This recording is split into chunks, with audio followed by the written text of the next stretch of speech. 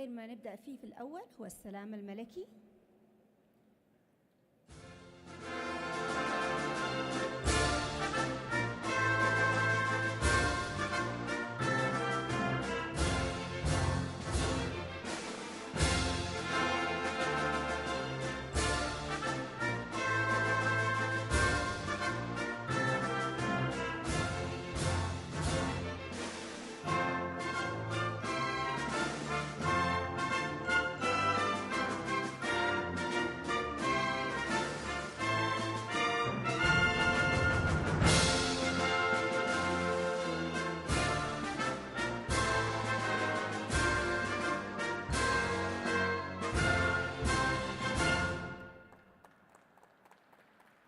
وخير ما تفتتح به هذه الاتفاقية وحفلها هو آيات مختارة من القرآن الكريم.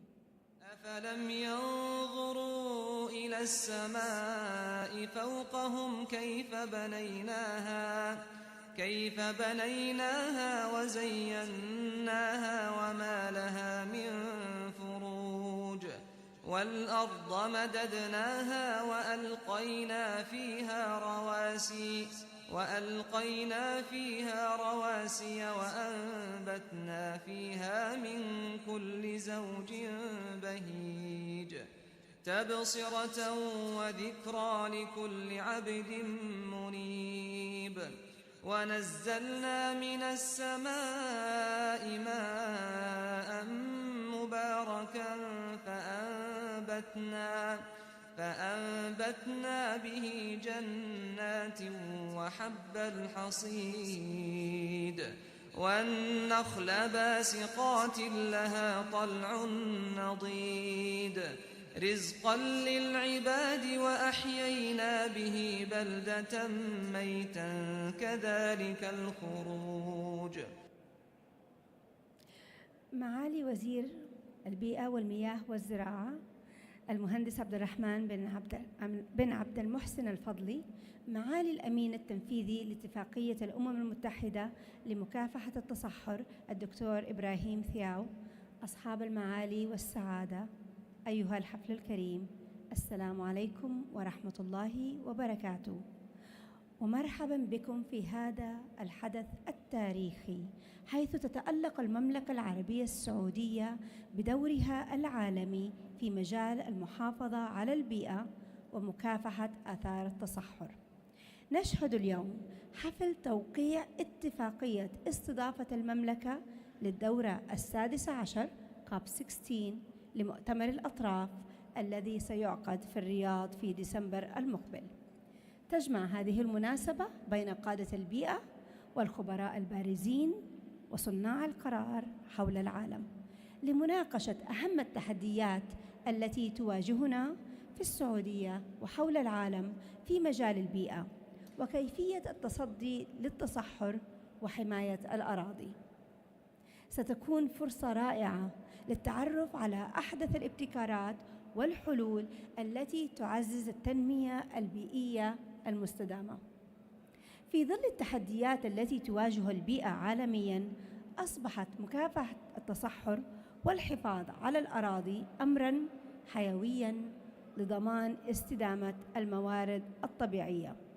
وهنا تبرز المملكة العربية السعودية كقوة رائدة تتخذ إجراءات فعالة لمكافحة هذه الظاهرة البيئية. الحضور الكريم، تتسارع جهود المملكة في مجال مكافحة التصحر، حيث تعتبر البيئة أحد الأولويات الرئيسية للمملكة، وتأتي هذه الجهود في إطار رؤية 2030 والتي تتطلع إلى تحقيق التنمية المستدامة والحفاظ على الموارد الطبيعية، حيث تظهر المملكة التزاماً قوياً من خلال مبادرات وبرامج تشمل زراعة الأشجار، تحسين تقنيات الري، وتطوير الممارسات الزراعية الصديقة للبيئة. تعكس جهود المملكة في مكافحة التصحر تطلعها للمستقبل، حيث تعمل على تعزيز التوازن بين تلبية احتياجات الحاضر ومستقبل الأجيال القادمة. فلنكن جزءاً من هذا الحدث التاريخي، حيث تقود المملكة العربية السعودية المسيرة نحو عالم أخضر ومستدام. حفل حدث تاريخي لنعرف أكثر عن كيف جاء وكيف أصبح وماذا يصير في المستقبل. معنا معالي وزير البيئة المهندس عبد الرحمن الفضلي ليتحدث ويلقي كلمته.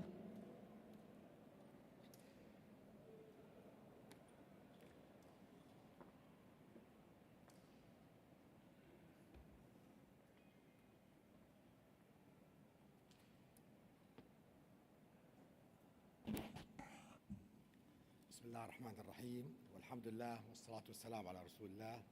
معالي الأمين التنفيذي لاتفاقية الأمم المتحدة لمكافحة التصحر الدكتور إبراهيم فياو، أصحاب المعالي والسعادة، الإخوة والأخوات الحضور، السلام عليكم ورحمة الله وبركاته. نشكر لكم مشاركتكم اليوم في حفل توقيع اتفاقية استضافة المملكة العربية السعودية للدورة السادسة عشر لمؤتمر الأطراف UNCCD COP16 الذي سيعقد في مدينة الرياض خلال فترة من 12 إلى 13 ديسمبر من هذا العام، والذي ستتولى المملكة العربية السعودية رئاسة اجتماعات الأطراف للعاملين المقبلين بإذن الله، والعمل مع جميع الأطراف بشكل رئيسي للمحافظة على الأراضي بمختلف أنواعها والحد من تدهورها ومكافحة التصحر وآثاره على المجتمعات. الحضور الكرام، تأتي استضافة المملكة العربية السعودية لهذا المؤتمر الذي يمثل أهمية كبيرة لسكان الأرض جميعا في إطار اهتمام حكومتنا الرشيدة بحماية البيئة والمحافظة عليها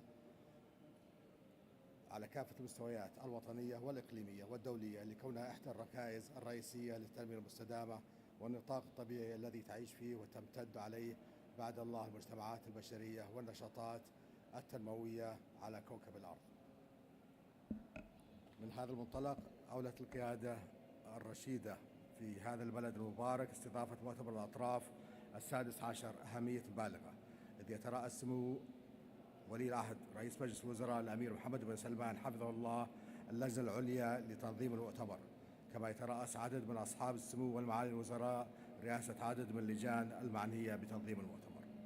الحفل الكريم يكتسب انعقاد المؤتمر في هذه المرحلة أهمية كبيرة للحاجة الماسة إلى تعزيز الجهود الدولية للحد من تدهور الأراضي والجفاف، والذي تؤثر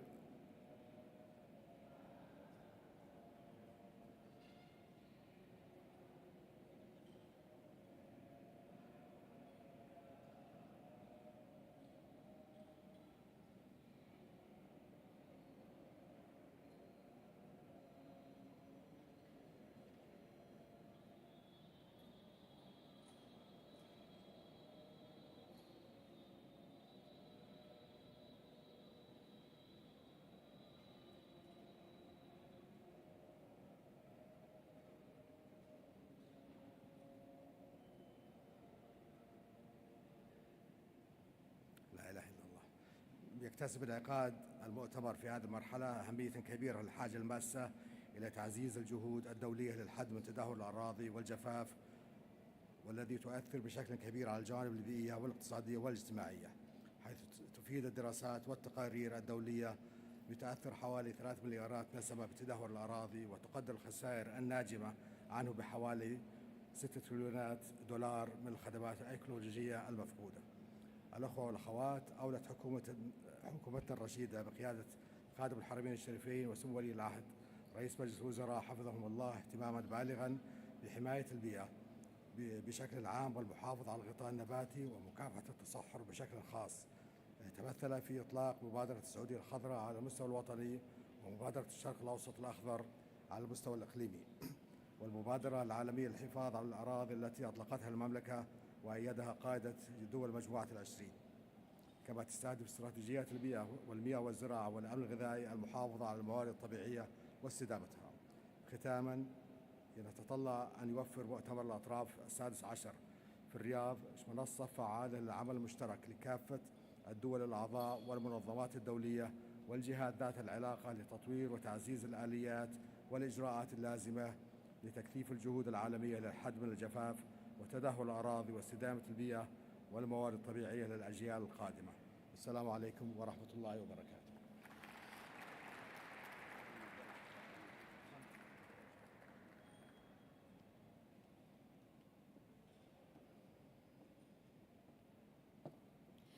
حدث عالمي، حدث تاريخي، حدث مهم لوجود وقيادة المملكة العربية السعودية لمكافحة التصحر. والآن معنا الأمين التنفيذي لاتفاقية الأمم المتحدة الدكتور إبراهيم ثياو ليلقي كلمته.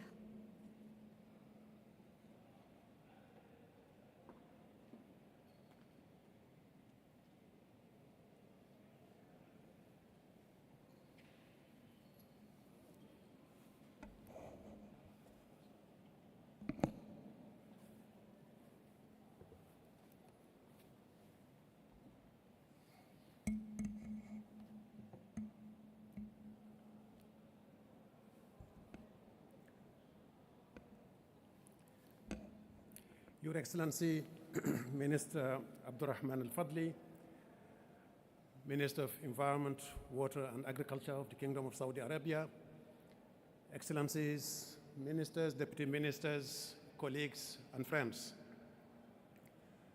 It is an honor for me to sign this agreement today on behalf of the United Nations with the Kingdom of Saudi Arabia as host to the Conference of the Parties COP16 of the UN Convention to Combat Desertification. I would like to thank Minister Al-Fadli and his team, and through you, sir, to the government and the people of the Kingdom of Saudi Arabia. The moment could not be more solemn. Today, we are signing more than a host country agreement. We are sealing the commitment between two parties, namely the Kingdom of Saudi Arabia and the United Nations, to join forces, to forge daily relationships, to build bridges across oceans and continents in order to make Riyadh, from 2nd to 14 December 2024, the multilateral capital of the world as far as our relations with the land are concerned. We are building an umbrella under which vulnerable communities and populations around the world will find protective shelter to build their resilience in the face of severe and destructive droughts. Indeed, Saudi Arabia, its people and its leadership will welcome tens of thousands of participants to the 16th session, COP16, of the UN Convention to Combat Desertification, to combat land degradation and mitigate the effects of drought. Between the time we signed this agreement and the time we actually held the conference of the parties, humanity would have degraded 100 million hectares of fertile land. Over the same period, it is feared that hundreds of millions of people will be hit by severe drought with no safety valve or protective cushion. During the same period, women, children, and other vulnerable groups will find themselves forced to flee from poverty, often venturing on extraordinary and perilous odysseys. Unless exceptional measures are taken, the loss of soil and productive land will lead to further conflicts over access to land and water, further food insecurity in the world, and in some cases, a total loss of food sovereignty.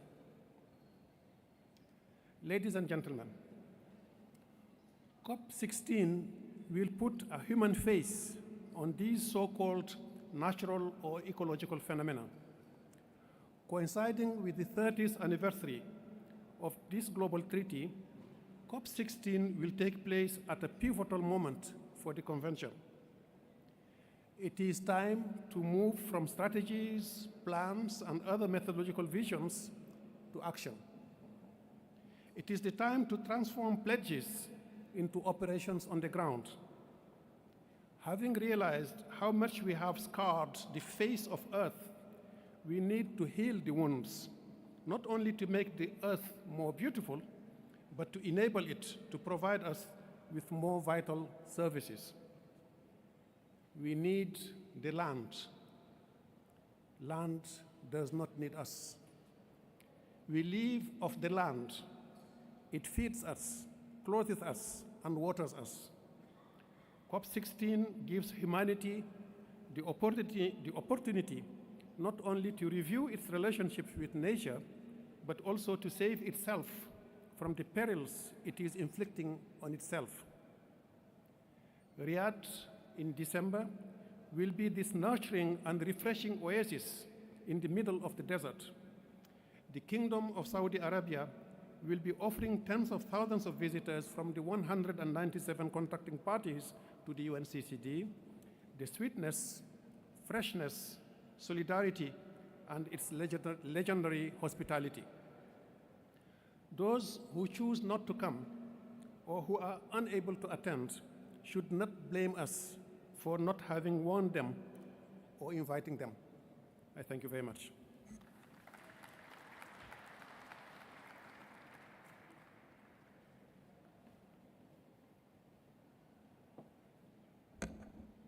Thank you, Dr. Ibrahim, for this beautiful word on what it means to have Saudi Arabia leading the efforts to reclaim the land. You said something very important. We have legendary hospitality, but also we make plans to action like nobody else. So with that, I would like to switch to Arabic again. كل قصة لها بداية، وقصتنا اليوم هي قصة الأرض.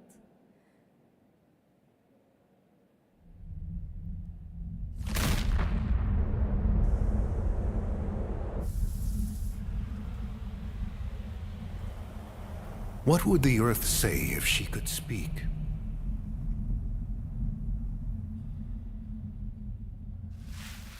Would she prevail harsh words upon us regarding her treatment?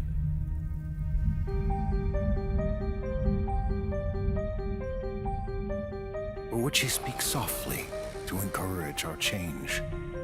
It may seem she has no voice, yet we need not hear what she has to say to understand her plea. We need only take the time to look, to truly see the mistreatment the earth has endured because of us. She wants nothing more than to provide, to nourish, and to heal. Yet we take and we harm the very essence of life we should hold so dear: our land. Land is a fundamental pillar of life on earth. It encompasses the habitats of plants and animals which affect our soils, our oceans, and our skies.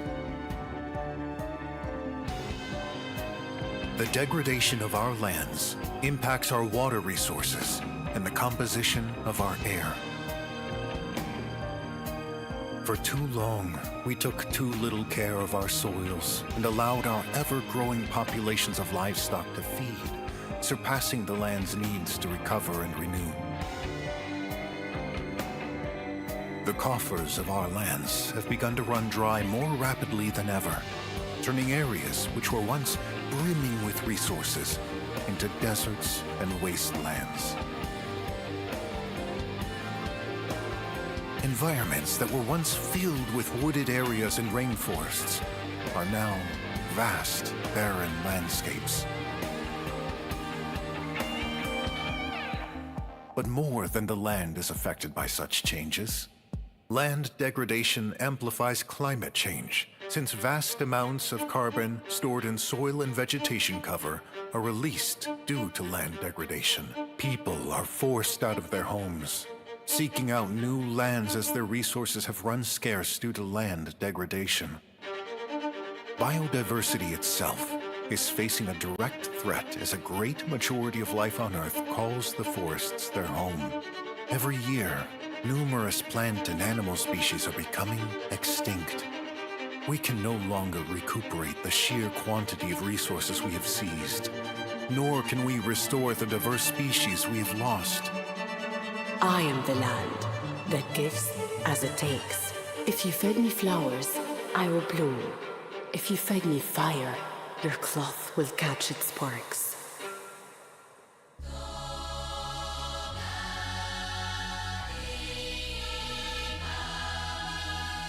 Our civilization is witnessing land degradation at a pace such as humankind has never seen. Species evolve over time to resist illness and adapt to change. We cannot sit back and hope the land will simply thrive for us. It is imperative that the Earth itself will thrive because of us.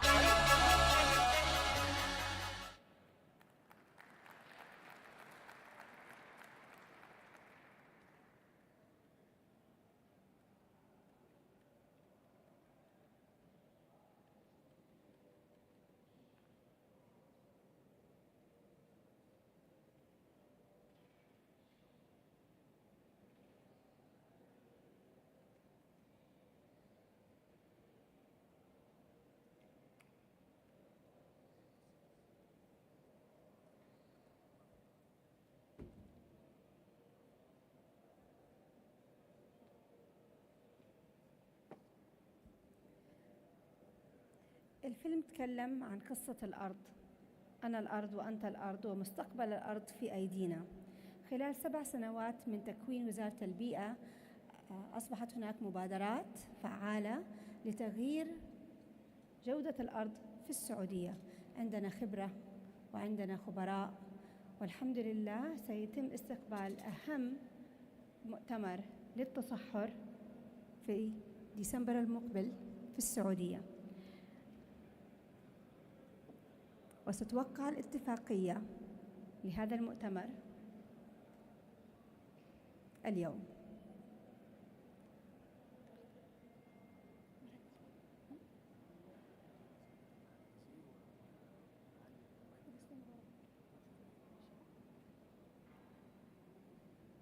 وستوقع اتفاقية ما بين معالي الوزير والدكتور إبراهيم فياو.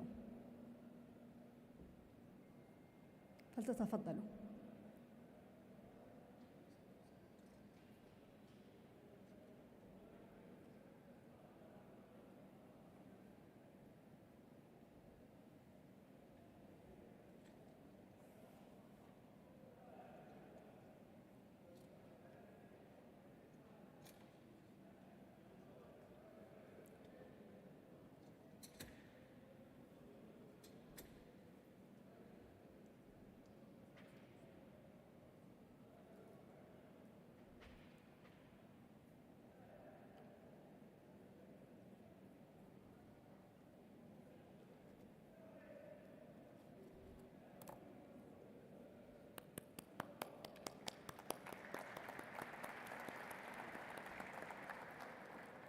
أسهل عشان يسمع.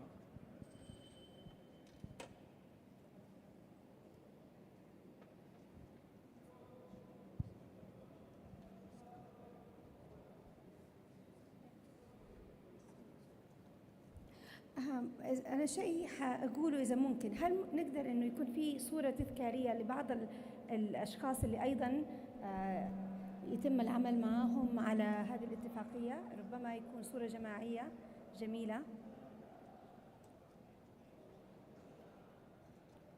فقط اقتراح.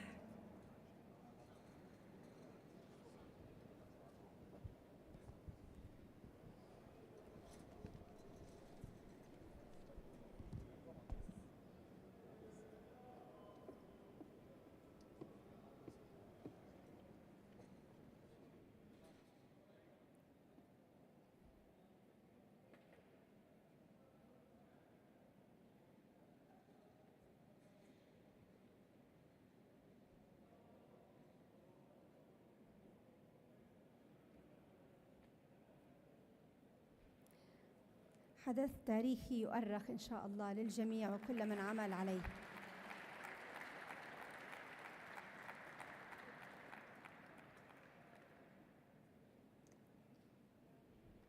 مبروك للسعودية ومبروك للأمم المتحدة على هذه الاتفاقية. الله يعطيكم العافية.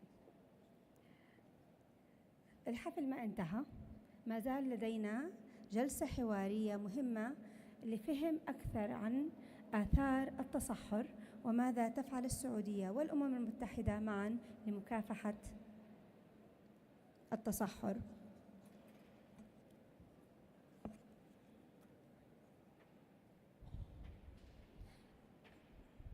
بس أنا شايفة إن وزارة البيئة ما شاء الله بتشتغل على البيئة، فالدنيا حر منكم مشغلين المكيفات عشان نقدر إنه يعني نساعد البيئة، نكون صديقين للبيئة.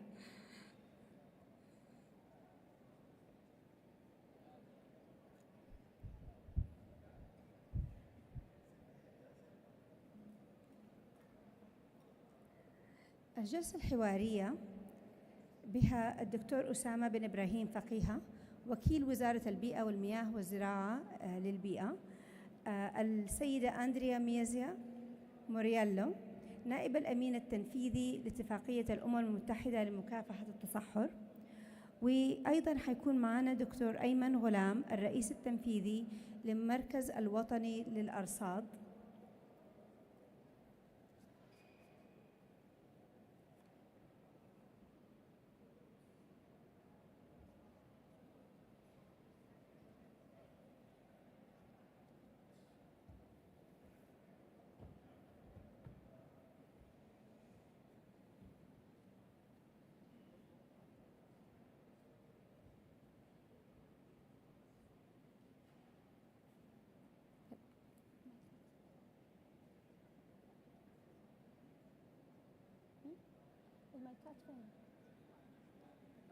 اوكي، تفضلوا. تفضل دكتور ايمن، تفضل دكتور اسامه والسيده اندريا، تفضلوا.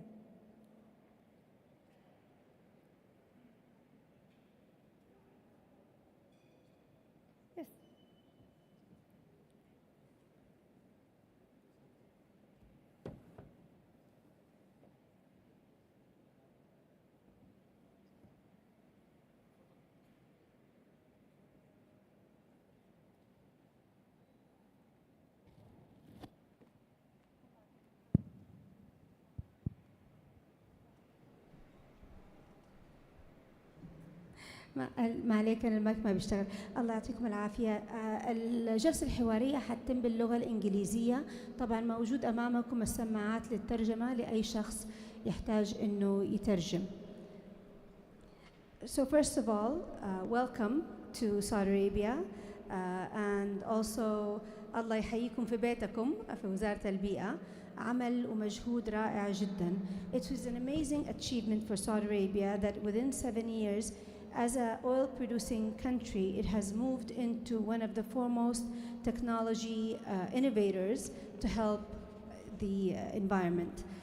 It is with the great leadership of Prince Mohammed bin Salman طبعا and the Minister of Environment, but it has taken a lot of work, a lot of effort, a lot of collaborations to achieve this. This year, Mrs. Andrea, is the year where the Rio Conventions will gather between November and December in 3 different COPs. The UNFCCC COP29 in Azerbaijan, the CBD COP16 in Colombia, and the UNCCD COP16 in Riyadh, where we just have signed this amazing agreement. Within having 3 different conferences of this magnitude, how can we make sure that there is collaboration, that there is actual implementation rather than just moving from one meeting to another? And how do you establish the priorities for each country? Thank you so much, and good morning, the Minister, Deputy Minister, authorities. It's really an honor to be here and to see this kind of leadership. This is what we need to see, transformational change, and and we know this COP will be a game changer for this agenda. These 3 COPs, and it's true, we have the 3 Rio Conventions, and when you go and talk to a minister, when you go and talk to a business person, Normally they don't come and say, I have biodiversity goals, I have climate goals, and I have land goals. Normally what we see is that everybody's seeing we have just one territory, we have just one business, and we need to come together and understand that the foundation of all these climate and biodiversity goals is land. We say that land is the operational nexus to achieve climate goals and to achieve biodiversity goals. We will not achieve the goals in the climate COP if we don't address land. Sometimes we don't realize that for many of the developing countries, the biggest source of emission comes from land use, for example. This is a critical element, and that if we want to tackle biodiversity loss, we need to tackle land. And we talk in our language about synergies, but what does synergy means in implementation in the real economy, in the real world? It's about bringing this coherence to the plans. When we bring land, it's a way to bring coherence to the environmental and the development agenda. Normally, you need to do a lot of land use planning, and when you bring the territory, then you can say how I'm going to achieve this 30% of land conservation, this 30% of land restoration, guaranteed food security, water security, infrastructure. When you bring land to the equation, you manage to have this coherence. So some practical elements that we can do. We need to bring the different teams of the three conventions to understand these elements. We want to see enhance NDCs, which is the climate plans. We want to see the land component in these NDCs. We want to see the plans. We want to see maps, because when you bring this, you guarantee this coherence and you link it to the development vision. And for me, it's really impressive what the kingdom is doing. It's a great opportunity to show that you have in one minister, agriculture, water, and environment. This is you and allows you to bring coherence, but at the same time, you connect this with these other agendas. We have also a great opportunity this year of bringing the regional, what we are calling the regional climate weeks, these events to engage with non-state actors, private sector, NGOs, indigenous communities, the finance community, that we can bring land to these regional events. You hosted the MENA Climate Week last year, but if we this year manage to put land for these events, this can be transformational. So these just are some of the elements that we can start building on. The Secretary, our executive committee is very committed with this agenda, and we will continue working to enhance these synergies. Well, this is amazing, because this leads me to my second question, which is really important. Saudi Arabia is becoming a pioneer in all the technologies to actually regain land restoration and halting land degradation. I'd like to know a little bit more, especially for those who are maybe not in this room and who are watching us live, to understand what is it that Saudi Arabia is doing on that front. Saudi Arabia addressing land within a comprehensive context of preserving environment and creating a balance between economic growth and environmental conservation. So if we look at the land, for example, there is the Saudi Green Initiative that focuses on restoring land and vegetation, planting billions of trees, but restoring more than 40 million hectares as a target over the next decades. But it's not only in the restoration. In the conservation, for example, we have the National Environmental Strategy, address environment in entirety. We have the environmental law to minimize degradation. We have seen countries who were able to restore millions of hectares, and in the same period lost double or 3 times in degradation. So you cannot just restore without conserve. So in minimizing degradation, we have an environmental law that emphasizes conservation of environment for all activities. We have the National Center for Environmental Compliance, monitor the activities of all all economic sectors to make sure that really they achieve their economic objectives without harming the environment. We also conserve resources through maximizing waste recycling. And I would like to emphasize that we are not only working on the environmental front. In the food security strategy, we minimize food waste and loss by 50%. Yes, because food consumes a lot of water and land resources. So really conserving food and minimizing waste and loss achieve economic as well as environmental objectives. So we cannot just conserve an environment and lose on the food front.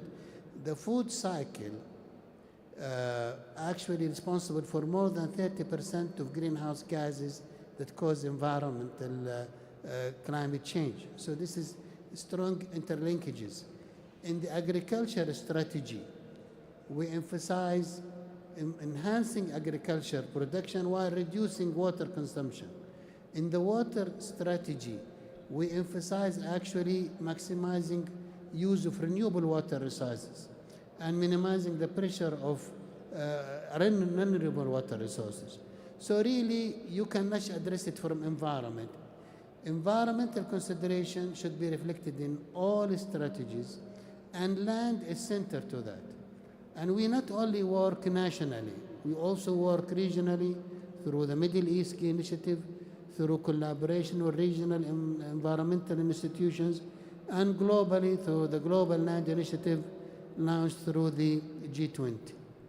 Saudi Arabia, I think, decided quite early on within Vision 2030 to become a leader, as you said, in a comprehensive push to have better environment.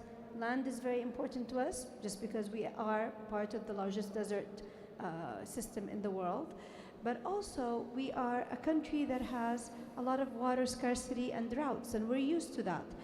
Dr. Ayman, طبعا droughts are natural phenomena. They've existed, they exist, there are cycles. But we are seeing now and observing drought in places that never experienced it.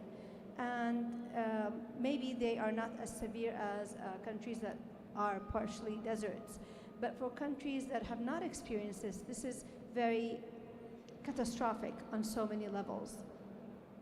How useful are drought early warning systems that cater for climate change effects and in avoiding or mitigating negative impact of droughts? And what is Saudi Arabia doing to lead in that as well? Yeah, indeed, this is a good question. I'll answer it in two parts.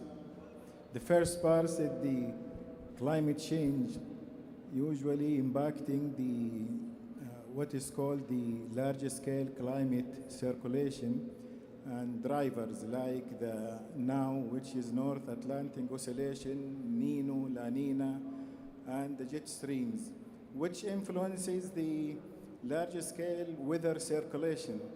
And this indeed also affects or changing the climate variability on different time scales. So for example, talking about the large scale phenomena like the jet streams, now which is the driver of the surface weather system, will go northward, then it will be drought in some regions, while on the other hand, it will be flooding and rainy seasons in the other regions.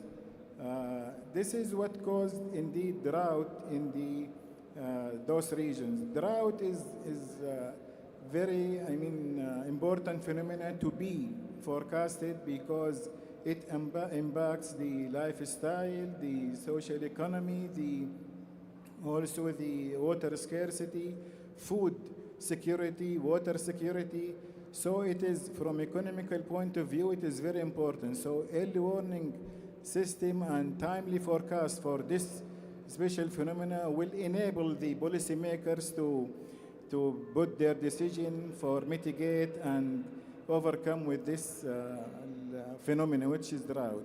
What Saudi Arabia has been done, indeed, Saudi Arabia is usually proactive through the Center of Climate Change, which is now launching the National Center of Meteorology, we can now have scenarios for 50 years in advance and 100 years in advance, and also we can monitor and forecast the upcoming drought or in the future drought. So we issue our reports for the policymakers that we will have drought, then the policymakers will put their procedure. Also, in addition to that, we established what is called the Regional Sand and Dust Storm Early Warning Center.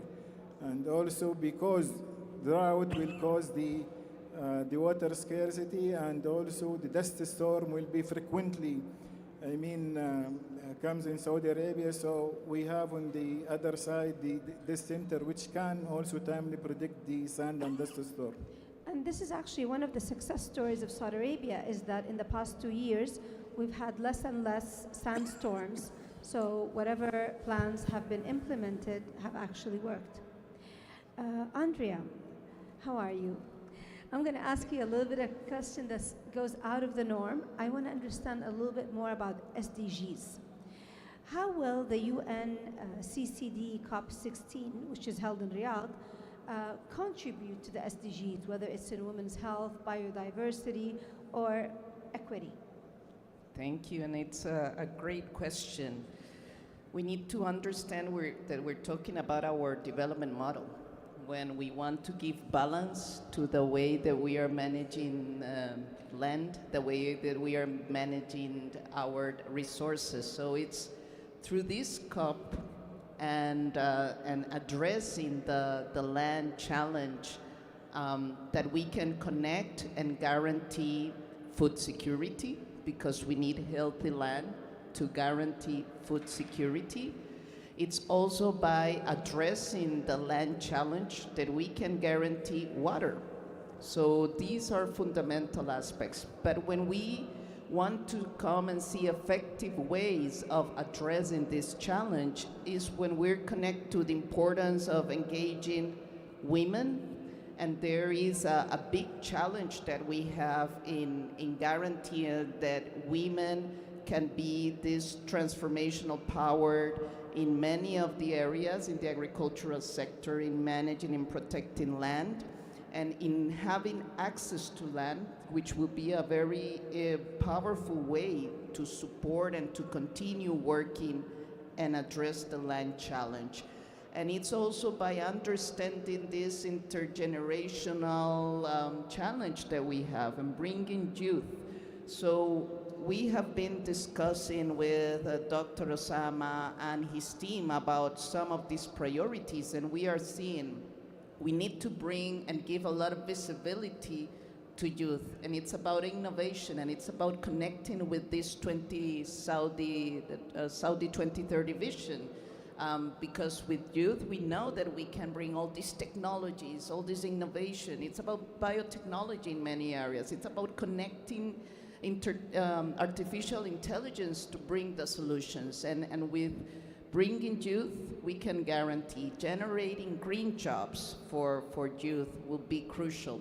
So when we address these elements, we can really give balance to this development model. And I think that it is very coherent, again, to what Saudi has in its 2030 vision. So I think it's a way also to showcase to the world that it is possible to balance prosperity, at the same time managing land, at the same time guaranteeing inclusion.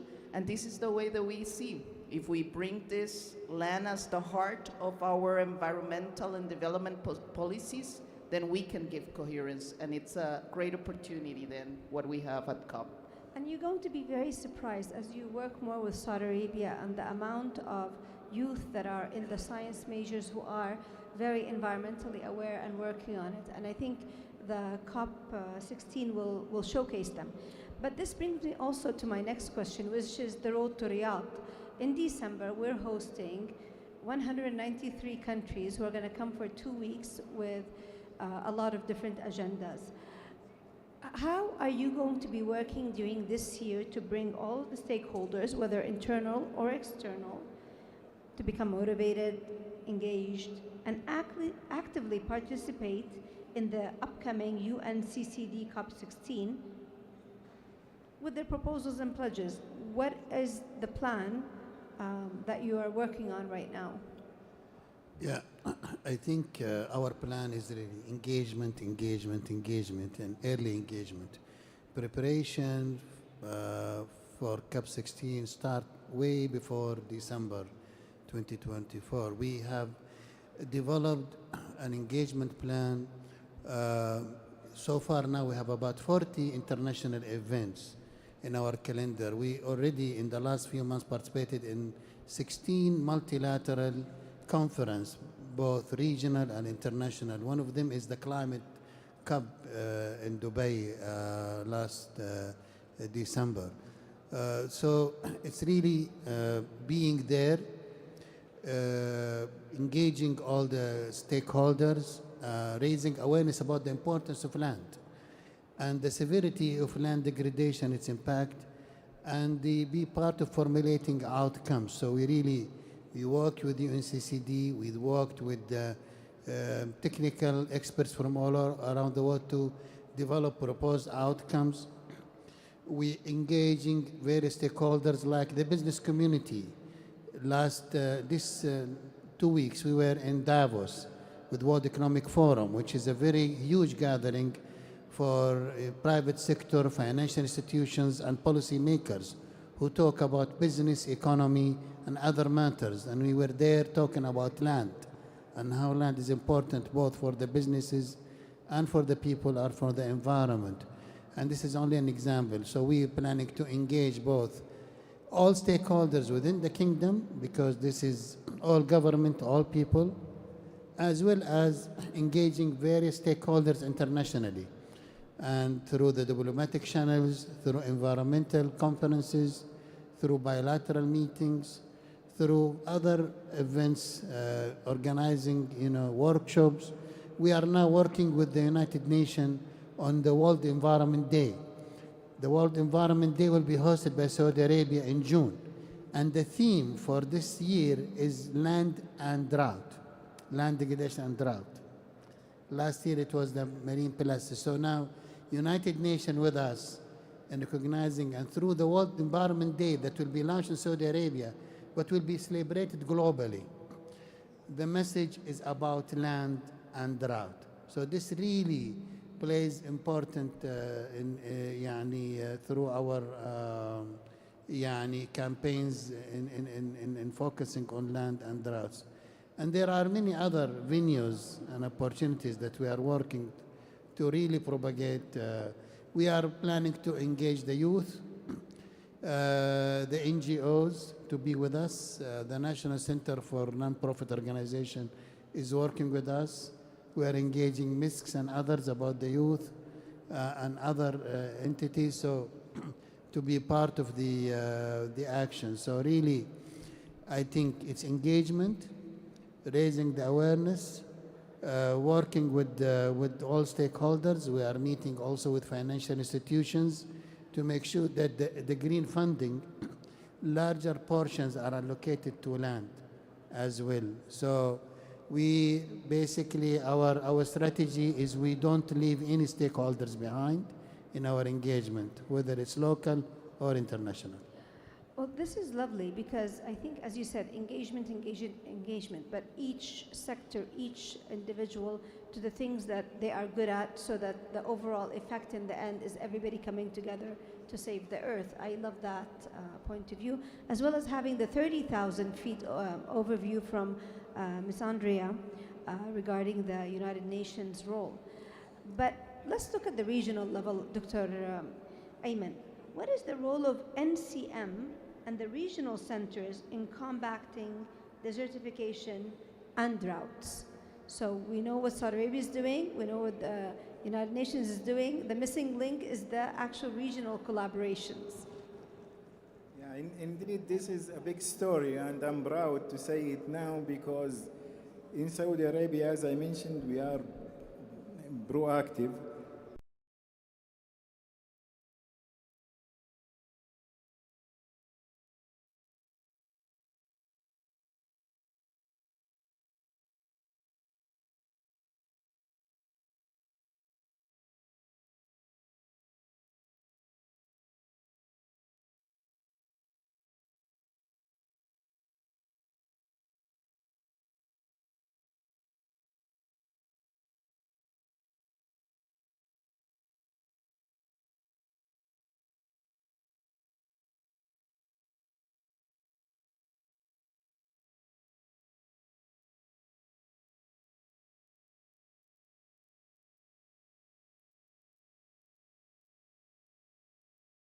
The flight may be cancelled due to severe dust storm, and people, instead of they are going to their businesses, they go to hospitals and emergency. Then we have to alert those people, and also the sectors like the health sector. We have to tell them before 2 days or 3 days or 5 days that there will be dust storm on your area, so please take your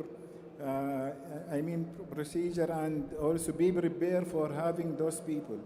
From this point of view, indeed, the National Center of Meteorology started to build his technology for the dust storm building and also capacity building, and we launched what is called local dust storm center. Then His Crown Prince His Highness Crown Prince Mohammed bin Salman in Green Initiative Summit, he announced that the regional dust storm center in Saudi Arabia. So we have upgraded our services and our role from national now and local to the regional basis.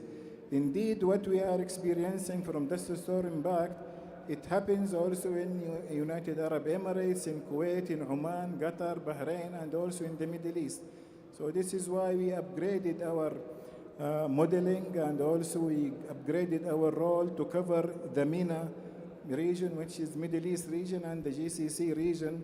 And we develop our technology, and now we have early warning system for the dust storm before 10 days in advance, with highly and timely prediction, which is 95% accurate.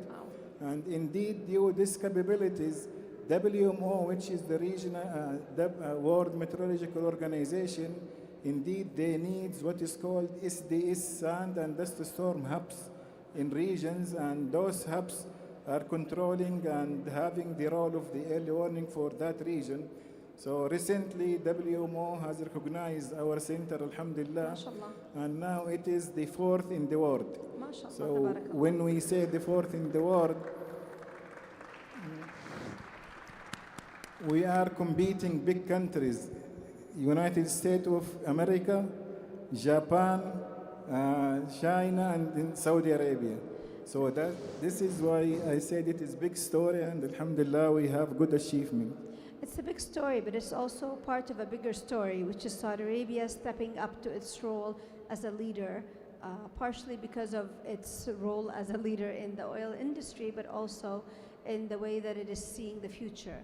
And it is part of a comprehensive strategy, right? So from NEOM all the way to recycling, every individual, every entity, every institution is being pulled up to fulfill their obligations. Yeah, you are right. Sorry, Ms. Mona.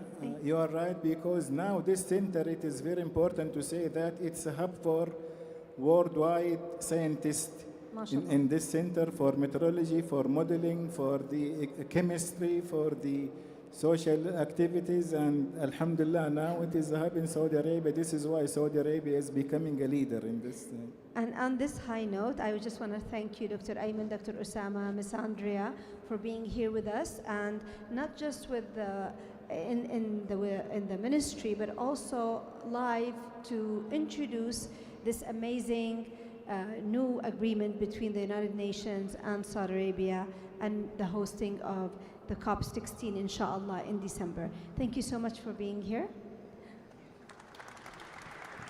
أعزائي الحضور، الله يعطيكم العافية. شكرا لتواجدكم معنا لإعلان الاتفاقية وحضور الحفل، وإن شاء الله نراكم في ديسمبر في الحفل نفسه إن شاء الله. مع السلامة.